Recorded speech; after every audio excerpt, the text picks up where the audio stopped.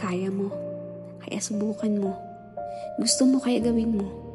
Simulan mo nang isulat ang mga kwentong nabuo sa isip habang ikaw ay nakatingala sa langit. Mga tulang na pagdugto-dugtong sa mga panahong walang tumulong pero kailangan mong magpatuloy.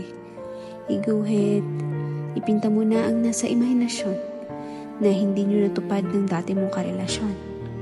Sulat na rin sa papel at kantahin ang mga bagay na hindi mo masabi sa kanya. Ilabas na lang ito sa pamamagitan ng kanta.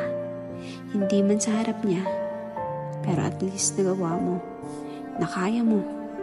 Sinasabi ko sa'yo, kaya mo. Hindi man madali sa una, pero pag sinimulan at nagawa mo na, walang makakapantay sa saya at gaan ng pusong iyong madarama. Kaya simulan mo na. Yakang-yakan.